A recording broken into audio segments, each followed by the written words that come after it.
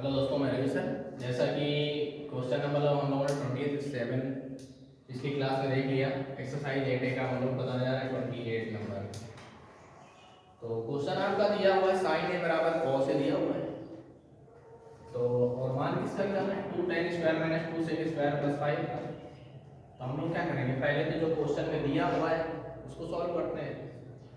तो साइन ए बराबर दिया हुआ है आपका कॉस है। यदि कॉस के साथ 1 हम मल्टीप्लाई कर ले तो कोई दिक्कत। 1 जो नंबर होता है किसी भी संख्या में आप मल्टीप्लाई कर दो उसका कोई फर्क नहीं पड़ता है। जैसे यदि हम 100 के साथ 1 का मल्टीप्लाई करें तो क्या आंसर उसका दूसरा हो सकता है? नहीं हो सकता, वही होगा। यदि 1 का यदि 100 टाइम्स बार करेंगे तब भी आपका आंसर 1 ही आएगा। तो ये आपका मल्टीप्लाई है तो नीचे आ जाएगा, तो साइन है, ये हो जाएगा कॉस है बराबर क्या बचेगा 1 बचेगा। साइन बटे कॉस क्या होता है? tan होता है, बराबर क्या आ जाएगा 1 आ जाएगा। तो एक तो मेथड आपका ये है कि हम लोग क्या करते हैं, इससे डायग्राम के माध्यम से इसके मान निकाल लेते हैं। मान निकालने के बाद यहाँ पे रख देते हैं। एक तरीका वो है आपका, और एक तरीका आपका और भी है कि ये क्या लिखा है 2 tan square minus 2 sec square plus 5 लिखा है। इस माइनस वाले को पहले लिख लो और प्लस वाले को बाद में रख लो। ये थोड़ा सा शॉर्ट हो जाएगा आपका। इन दोनों से देखो 2 कॉमन आ रहा है, हम माइनस 2 कॉमन ले लिया, अंदर हो जाएगा sec स्क्वायर है माइनस का tan स्क्वायर है और प्लस का 5। बोलो इसका मान क्या होता है? 1 होता है। तो -2 इंटू 1 और प्लस का 5, तो -2 और प्लस का 5, बताओ कितना आ गया? 3 आ गया। ये आपको डायग्राम से भी मतलब आसान हो गया। इसका मतलब है डायग्राम से तो रिलेटेड आपने पिछले बहुत क्वेश्चन पढ़े हैं कि हम मान निकालते हैं डायग्राम से, फिर क्या करते हैं उसे साइन और कॉस ये सब भी जिसके मान पूछे जाते हैं वो निकालते हैं, फिर रखते हैं, फिर उस आंसर उससे भी आ जाएगा आपका। मगर यहाँ क्या है, हमें कुछ निकालना भी नहीं है और फार्मूले से तुरंत आंसर आ रहा है। हमने इसको क्या किया है, बस आगे और पीछे कर दिया है। -2 कॉमन ले लिया तो जो प्लस था वो माइनस हो गया। ये जो फार्मूला होता है इसका मान 1 होता है, -2 का 1 के साथ मल्टीप्लाई किया -2 आ गया और प्लस 5 में जब 2 आया कितना बचेगा 3। अब क्वेश्चन नंबर आपको बताना है 29। अभी जैसा कि हमने क्वेश्चन नंबर आपको 28 बताया, अब क्वेश्चन नंबर आपको 29 बताने जा रहा है। तो अभी हमने जैसा कि पिछले वाले क्वेश्चन में आपको बताया था कि बिना डायग्राम के माध्यम से मान निकाल सकते हैं। तो बेटा उसमें ऐसा था कि जो हमने फार्मूले के माध्यम से निकाल लिया। अब इसमें क्या हमारे पास कुछ ऐसा फार्मूला नहीं है। इसमें क्या कहना है, साइन ए का मान दिया है और कॉस tan का मान निकालना है, तो बिना डायग्राम से हम निकाल नहीं सकते हैं। तो हम लोग पहले क्या करेंगे, एक डायग्राम बना लेंगे ऐसे। ए का ही है, इसको मान लो, बी इसको मान लो, सी। ये आपका 90 हो गया। साइन बराबर क्या होता है, लंब बटे कर्ण। इसका मतलब लंब ये है आपका, कर्ण आपका ये 4 हो जाएगा।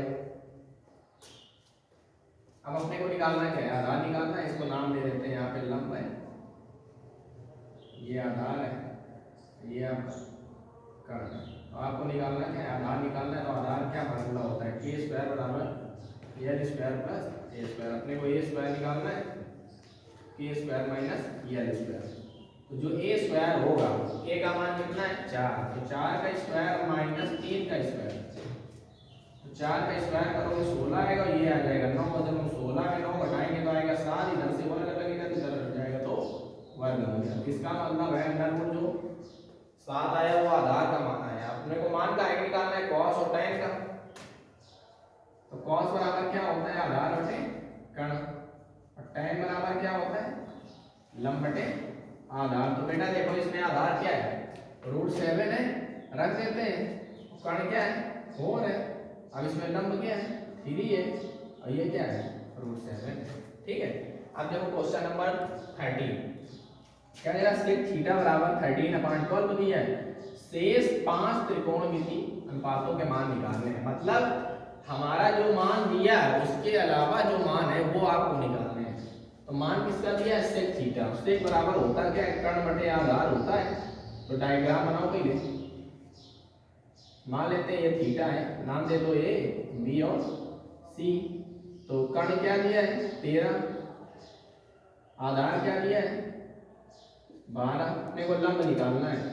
तो कर्ण का स्क्वायर बराबर लंब का स्क्वायर प्लस आधार स्क्वायर। तो लंब का स्क्वायर बराबर हो जाएगा कर्ण का स्क्वायर माइनस आधार का स्क्वायर। बेटा कर्ण का मतलब 13 का स्क्वायर माइनस 12 का स्क्वायर। तो 13 बोले तो 169, ये बोले तो 144, तो बेटा आ जाएगा 25। इधर से वर्ग घटेगा, इधर वर्गमूल लग जाएगा। अब बोलो अंडर रूट 25 का वर्गमूल क्या होता है? 5 होता है। यहाँ पे हम लोग क्या रख देंगे? 5। अब जिनके मान निकालने वो सब यहाँ पे रख दो। cos थीटा बराबर क्या होता है? आधार बटे कर्ण। tan थीटा बराबर क्या होता है? लंब बटे आधार होता है। cot थीटा बराबर क्या होता है? आधार बटे लंब होता है। cosec थीटा बराबर क्या होता है? कर्ण बटे लंब होता है। और sin थीटा बराबर क्या होता है? लंब बटे कर्ण होता है। तो सबके मान रख रहे हैं यहाँ पे। cos थीटा आधार बटे कर्ण है, तो आधार कितना है? 12 है। और ये कितना है? 13। लंब कितना है? 5 है। आधार कितना है? 12 है। cot क्या होता है? आधार बटे लंब, तो 12 बटे 5। cosec बराबर होता है कर्ण बटे लंब, तो 13 बटे कितना हुआ? 5। sin बराबर लंब बटे कर्ण होता है, मतलब 5 बटे 13। ये दोस्तों आपका क्वेश्चन नंबर 30 हो गया। क्वेश्चन नंबर आपको 31 बताएंगे। क्वेश्चन नंबर जैसे कि हम लोगों ने 30 देख लिया, क्वेश्चन नंबर 31 देखने जा रहे हैं। कह रहा है इसमें 3 cot a बराबर 4। तो हम लोगों ने क्या किया, ये इधर मल्टीप्लाई किया, इधर डिवाइड कर दिया 4/3। इसलिए tan का भी मान निकालना चाहे तो cot को उल्टा क्या होता है? tan होता है, तो मान भी उल्टा हो जाएंगे। तो 3/4 क्या हो जाएगा? 4। अब सुनो यार, ये क्या लिखा? 1 minus tan square upon 1 plus tan square है, बराबर लिखा cos square minus sin square. ये दोनों ही एक ही फार्मूले cos 2a। ये भी आपका cos 2a का फार्मूला, ये भी आपका cos 2a का फार्मूला। ये cos और sin के पदों में और ये आपका tan के पदों में।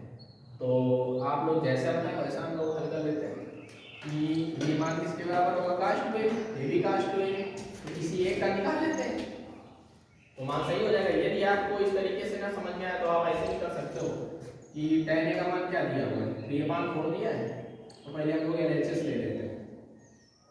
तो 1 माइनस tan की जगह रखो 3/4 का स्क्वायर, 1 प्लस 3/4 का स्क्वायर। तो बेटा 1 माइनस 3 का स्क्वायर करेंगे 9, 4 16, 1 प्लस 9 बटे 16। इसके नीचे एक मान लो, यहाँ भी एक मान लो, तो 16 एकम 16 माइनस 9 बटे 16 आएगा। यहाँ हो जाएगा 16 प्लस 9 बटे 16।